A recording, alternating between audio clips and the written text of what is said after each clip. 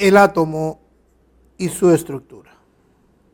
Desde el principio, ya con Demócrito y Leucipo, se definió la palabra átomo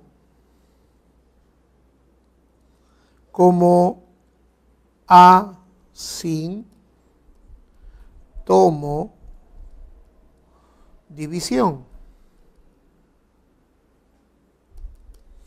Entonces, se creía que el átomo era una partícula muy pequeña y que no se dividía. Nosotros sabemos ahora de que eso no es cierto. Ya sabemos que el átomo está formado de diferentes partes. Pero si nosotros quisiéramos definir el átomo, nosotros podríamos decir, el átomo es la mínima parte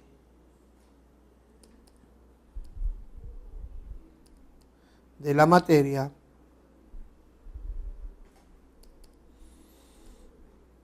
que posee una identidad. Entonces, en base a eso, nosotros podríamos decir que lo mínimo que posee una identidad propia es el átomo, porque debajo de él ya los protones, los electrones y neutrones no tienen ninguna diferenciación, ya sea de un átomo de sodio, potasio, de lo que sea. Ya todos son iguales. Ahora, ¿cuál es la estructura del átomo? Cuando hablamos de la estructura del átomo, nosotros decimos, el átomo está formado por dos grandes zonas. El núcleo, en el cual vamos a encontrar los protones y los neutrones. Ahora, como ambos están en el núcleo, también se les llama nucleones. A considerar, si me dicen nucleones positivos, estamos hablando directamente de protones. Si me dicen nucleones neutros, neutrones. Si me dicen nucleones en general, están hablando a protones y neutrones. Pero también tenemos la zona extranuclear. Y cuando hablamos de la zona extranuclear, hablamos específicamente de los electrones. ¿Correcto? Ahora, ciertas características del núcleo nos dicen que, por ejemplo, tiene poco volumen y una gran masa. Es decir, posee una alta densidad. Mientras que la zona extranuclear tiene un gran volumen, pero tiene muy poca masa. Ahora, estos protones, electrones y neutrones son conocidos también como partículas subatómicas. Y para saber más o menos sus características, podemos hacer un cuadro. Por ejemplo, partículas subatómicas. Partícula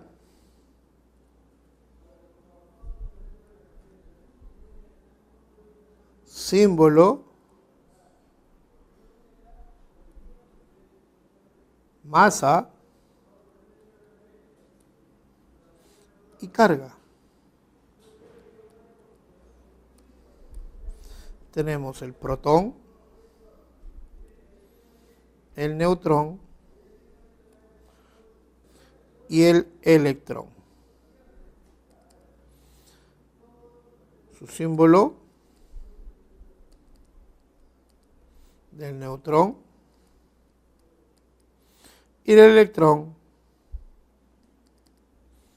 La masa sería 1,672 por 10 a la menos 27, 1,674 por 10 a la menos 27, y en los electrones es 9,1 por 10 a la menos 31.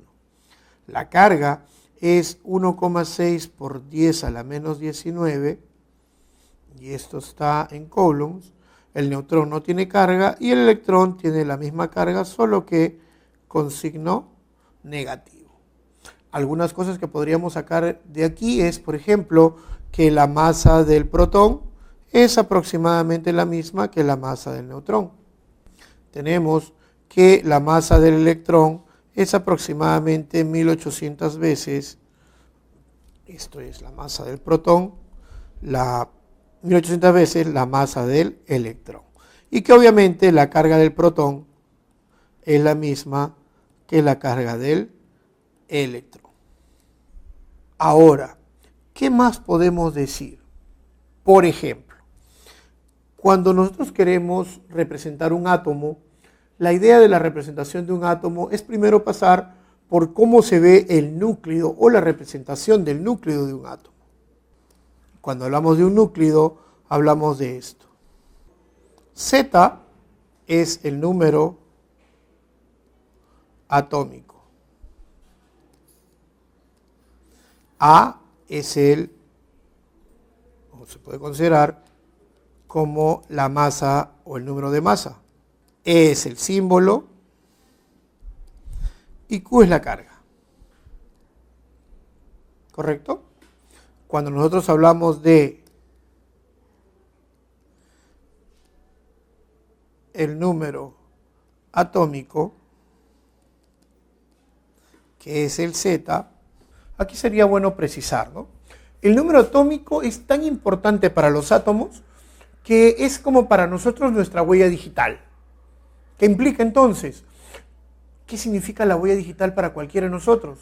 Obviamente, nuestra identificación. Con esto podemos identificarnos. Por tal razón, el Z o el número atómico de un átomo es justamente lo mismo. Es su huella digital, es su forma de identificación. Entonces, el número atómico no es otra cosa que es el número de protones. Ahora, aparece la idea de lo que se llama como un átomo neutro. En el átomo neutro, el número de protones debe ser igual al número de electrones y eso es igual a Z. Tenemos el número de masa. Cuando hablamos del número de masa, habría que recordar que ¿dónde se concentra la masa de un átomo? La masa de un átomo se concentra en el núcleo. Por tal razón, ¿qué cosa hay en el núcleo? En el núcleo no hay otra cosa que los protones y los neutrones. Por tal razón, A es igual a el número de protones más el número de neutrones. Lo que significa que A es igual a Z más N. Esto se puede ver mejor si nosotros vemos esto. Se me ocurre. Aquí, ¿cuántos protones, electrones y neutrones hay? Protones, 11. Electrones, 11. Neutrones, 12. ¿Cómo sé eso? Fácil. Siempre, si no tengo ninguna carga, este valor que está acá es igual a este y es igual a este. Y la diferencia es este valor. Se puede comprobar si hacemos esto. Protones, 34. Electrones, 34. La diferencia, 45. Si todo fuera así, qué fácil sería. Pero aparece una denominación. Los iones. ¿Qué es un ion? Un ion es un átomo con carga eléctrica. ¿Qué significa? Que los iones pueden ser positivos o negativos. Para que sea un ion positivo se llama catión. Por ser un ion negativo se llama anión. Pero aquí cae una pregunta casi por su propio peso. Si nosotros consideramos un ion de carga positiva o un ion de carga negativa, por ejemplo, para el de carga positiva, Para que un átomo exija esta carga positiva, eso implica que debe de haber más protones que electrones. Entonces, ¿cómo hacemos para que exista más protones en el núcleo? Pongámonos una idea muy simple. Si yo quiero saber, por ejemplo, cómo es un átomo, usualmente lo que se dibuja es esto, ¿no? El núcleo y los electrones dando vueltas. ¿Correcto? Ahora, si yo sé que aquí hay protones y neutrones, la idea es, ¿puedo hacer que un protón llegue hasta el centro?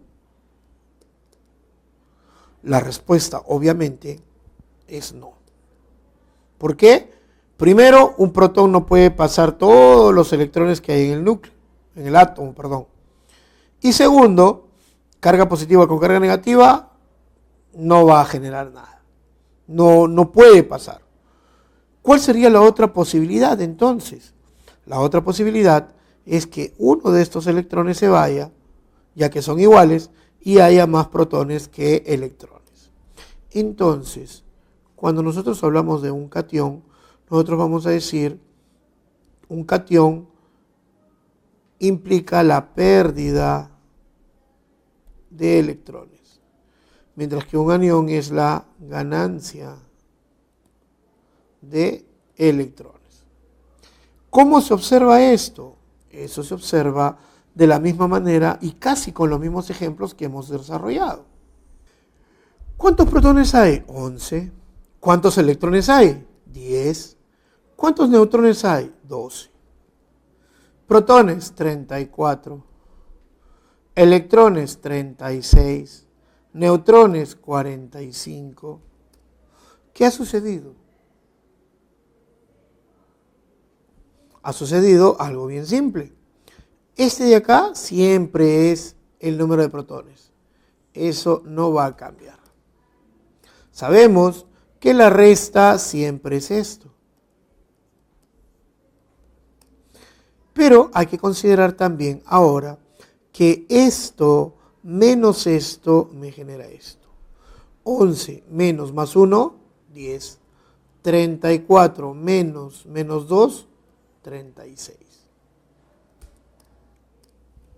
Entonces, si nos damos cuenta, lo único que está variando es el número de electrones. Porque el número de protones y el número de neutrones sigue siendo lo mismo, solo que la carga te ayuda, o en todo caso hace que ganes o pierdas electrones. Muy bien. Veamos entonces un término más. Isótopos. ¿Qué es un isótopo? Es mejor verlo con un ejemplo, ¿no? Isótopos, por ejemplo, es este. Por ejemplo, tenemos 3 isótopos del carbono, el carbono 12, 13 y 14. ¿Qué es esto? ¿Qué son isótopos? ¿Qué podemos darnos cuenta? Los isótopos, obviamente, son átomos de un mismo elemento, porque todos tienen Z igual a 6, que tienen diferente número de